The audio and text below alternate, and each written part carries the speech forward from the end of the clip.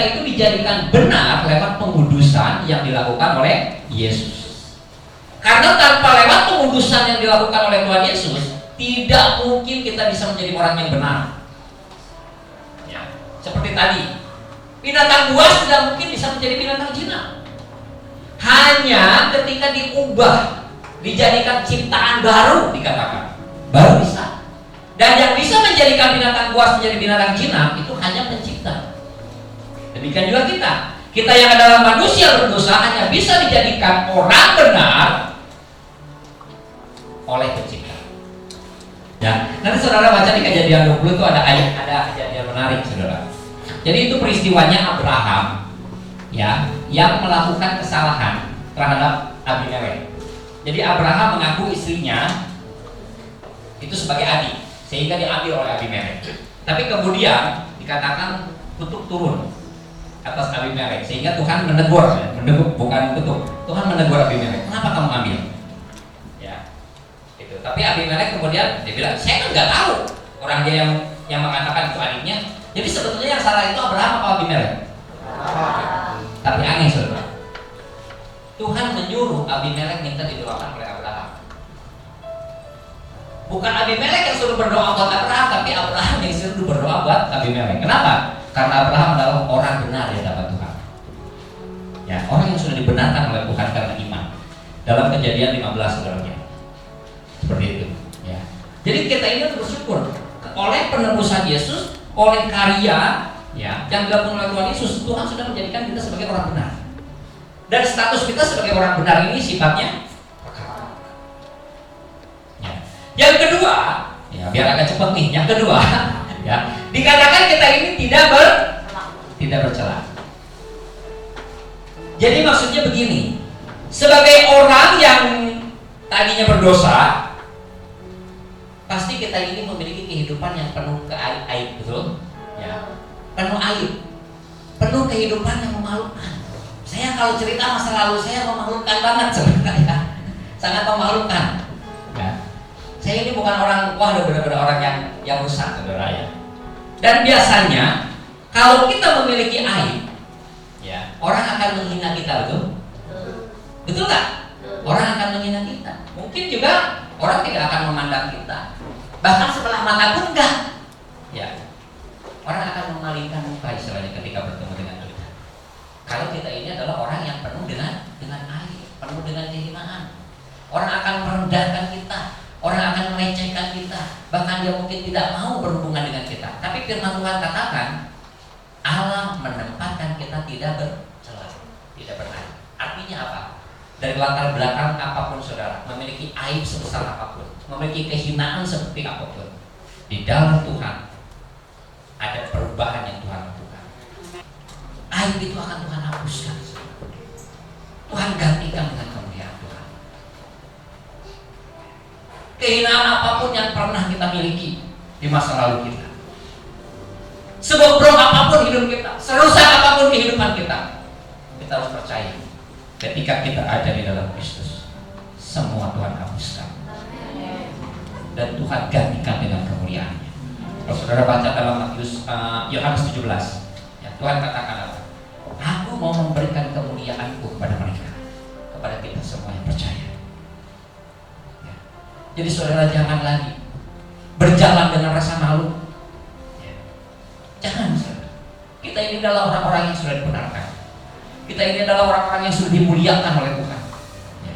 Biarlah kita berjalan ya, dengan ucapan syukur tadi dikatakan dalam Kolose, dengan penuh ucapan syukur bahwa Allah sudah menghapuskan setiap aib kita, setiap kehinaan kita, setiap keburukan kita.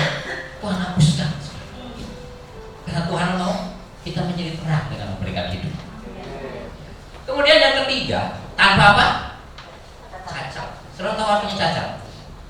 Cacat itu tidak sempurna. Tidak sempurna. Ya. Tembok ini ada retak-retak, itu cacat. Kita semua adalah manusia yang tidak sempurna. Manusia yang banyak kelemahan, manusia yang memiliki banyak kekurangan. Tapi ketika kita datang di hadapan Tuhan, ketika kita mau duduk di hadapan Tuhan, mau sungguh-sungguh memberikan hati kita untuk diisi, ditinggali oleh Roh Kudus, ya, oleh pribadi Yesus. Setiap cacat yang ada dalam hidup kita, itu juga akan dihapuskan. Akan Tuhan perbaiki, akan Tuhan sempurnakan, sehingga kita harus bersyukur bahwa dalam Yesus sesungguhnya kita sudah memiliki kehidupan yang sempurna, ya, kehidupan yang tanpa cacat. Tinggal apakah kita sungguh percaya, apakah kita mau betul-betul memberikan hidup kita untuk dikuasai sepenuhnya, sehingga seperti Paulus katakan di dalam Galatia 2 ayat yang ke-20, aku hidup, sekarang ini aku hidup, tapi bukan lagi aku yang hidup, tapi Kristus yang hidup dalam aku. Dan hidup yang kuhidupi itulah hidup karena percaya, hidup di dalam iman, ya, bahwa aku sudah dikuduskan. Betul? Aku tidak lagi memiliki celah, aku tidak lagi memiliki cacat. Tuhan mau kita berjalan seperti ini, bukan karena kebaikan kita, Bapak Ibu Saudara, bukan, tapi karena kasih kemurahan Tuhan yang tidak pernah bisa kita upayakan. Makanya kita harus dipenuhi dengan ucapan syukur. Ya, saya mau lihat, kita lihat ya, ada satu contoh yang sangat luar biasa, saudara. Lukas pasal 7 ayat yang ke-36. Seorang Farisi mengundang Yesus untuk datang makan di rumahnya. Yesus datang ke rumah orang Farisi itu lalu duduk makan. Di kota itu ada seorang perempuan yang terkenal sebagai seorang berdosa. Ya, perempuan terkenal sebagai orang berdosa. Ya. Ketika perempuan itu mendengar bahwa Yesus sedang makan di rumah orang Farisi itu, datanglah ia membawa sebuah buli-buli pola berisi minyak wangi. Sambil menangis ia pergi berdiri di belakang Yesus dekat kakinya, lalu membasuh kakinya itu dengan air matanya dan menyegarnya dengan rambutnya. Kemudian ia mencium kakinya dan meminyakinya dengan minyak wangi itu. Saya mau tanya, saudara tahu nggak siapa wanita ini? Ya? Siapa perempuan berdosa ini? Ini namanya Maria.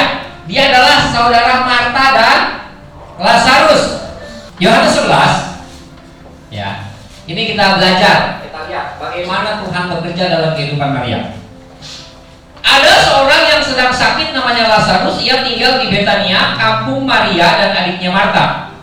Maria ialah perempuan yang pernah meminyaki kaki Tuhan dengan minyak mur dan menyekanya dengan rambutnya. Ya. Jadi saudara tahu ya, Maria yang meminyaki kaki Yesus di rumah Simon orang Farisi itu adalah Maria, kakaknya Marta dan Lazarus. Betul? Dia adalah manusia kira-kira wanita kalau terkenal berdosa sebagai apa sih?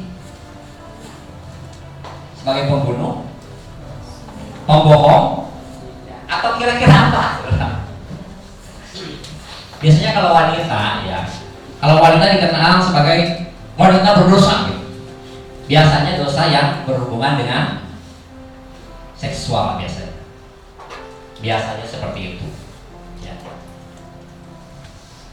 Kemungkinan besar Maria, saudaranya Marta dan Lazarus ini adalah wanita seperti itu.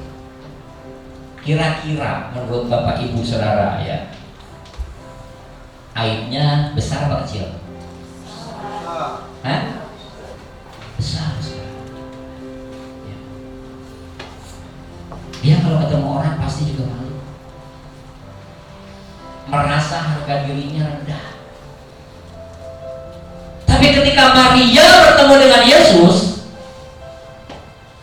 dia memiliki satu kesukaan baru. Nah, ya, satu kesukaan baru. Apa kesukaannya? Kesukaan Maria setelah bertemu dengan Yesus? Lukas 10. Nah, ya, kita belajar pelan-pelan. Lukas 10 ayat yang ke-38. Jadi kesukaan Maria setelah bertemu dengan Yesus apa katanya? Duduk diam di bawah kaki Tuhan. Apa itu artinya? Ya. Ketika Maria bertemu dengan Yesus, dia memiliki kesukaan untuk selalu dekat dengan Tuhan. suka dekat dengan Tuhan, kami katakan doa. Bisa. Apalagi? Baca firman Tuhan. Apalagi? Memuji Tuhan, menyembah Tuhan. Itu yang menjadi kesukaan dia. Sama dengan kita, Bapak Ibu Saudara. Jadi ketika kita sudah menerima Yesus sebagai Tuhan dan Juru Selamat, kita percaya kita sudah dikuduskan, ya, dihapuskan dari celah, dihapuskan dari cacat, dikatakan tadi, ya, kita harus memiliki satu kesukaan, ya. Kesukaan untuk terus dekat dengan Tuhan. Karena ini nanti akan menghasilkan sesuatu yang luar biasa. Ya. Jadi jangan saudara berpikir setelah saya menerima Yesus sebagai Tuhan dan Juru Selamat, saya memiliki keselamatan yang sifatnya kekal. Sudah, saya hidup semaunya. Ya. Tidak lagi mau membangun hubungan dengan Tuhan, tidak lagi dekat dengan Tuhan. Yang penting mati masuk surga. Tidak seperti itu. Ya. Tetapi kita mau belajar kepada Maria. Kita belajar kepada Maria ya untuk mau. Untuk mau duduk diam. Dikatakan yang oleh Tuhan Yesus dikatakan apa? Mengambil bagian yang terbaik. Jadi dalam kehidupan kita, ya, yang terbaik, yang sangat berguna dan penting dalam kehidupan kita sebetulnya bukan masalah materi, ya, bukan masalah berkat, tetapi apa? Kedekatan kita dengan Tuhan. Ini kuncinya. Maria itu memiliki kedekatan dengan Tuhan. Sehingga ketika Maria memiliki kedekatan dengan Tuhan, Maria bisa memberikan yang terbaik. Saudara tahu apa yang diberikan Maria? Kepada Tuhan Yesus? Yohanes 12. Jadi berapa kali Maria mengurap Yesus? 2 kali, betul? Pertama ketika dia datang sebagai orang berdosa, dia meminyaki kaki Yesus dengan minyak biasa, saudara, belum minyak kapas.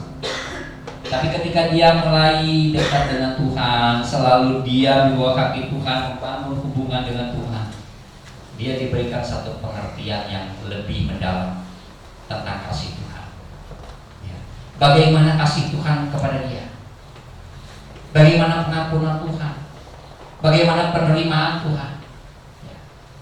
Apa yang Tuhan lakukan dalam kehidupan dia? Timbul pengertian yang lebih mendalam. Sehingga dia berani memberikan minyak narwastu yang murni. Yang dikatakan oleh murid-muridnya sebagai apa? Pemborosan. Bapak Ibu Saudara kasih dalam Tuhan. Saya mau kasih tahu. Di dalam Tuhan Yesus, ketika kita memberikan yang terbaik, tidak pernah ada yang namanya pemborosan. Ya. Seberapa besar pun, seberapa hebat apapun yang kita lakukan, seberapa besar pun nilai yang kita berikan kepada Tuhan Yesus, tidak akan pernah bisa membayar kasih dan sayang Tuhan kepada kita. Tidak pernah ada yang namanya pemborosan. Tapi orang-orang agama, murid-murid Yesus pada waktu itu mengatakan pemborosan. Tapi bagi orang yang mengerti, tidak ada istilah pemborosan. Untuk itu kita duduk diam di bawah kaki Tuhan, supaya kita dapat mengerti, memahami betapa luar biasanya Tuhan mengasihi kita. Tadi Maria punya apa? Air, betul? Air yang luar biasa. Saya percaya Tuhan belakang itu. Ya. Ini yang saya imani. Yohanes 19 ayat yang ke-25. Dan dekat salib Yesus berdiri ibunya dan saudara ibunya. Ya, jadi ada ibunya, terus saudara ibunya. Kemudian yang ketiga, Maria istri Klopas. Yang keempat, Maria Magdalena. Saya percaya Maria di sini yang disebut dengan Maria istri Klopas itu adalah Maria kakaknya Marta dan Lazarus. Ini yang saya yakini, saudara. Ya. Wanita yang tadinya tidak punya identitas karena aib yang ditanggungnya, hanya dikenal sebagai orang berdosa. Tapi ketika dia duduk diam, dia mengenal siapa Tuhannya. Tuhan angkat saudara. Memiliki status Maria istri Klopas. Saya yakin Klopas ini adalah orang yang terhormat. Makanya namanya disebutkan dalam Alkitab.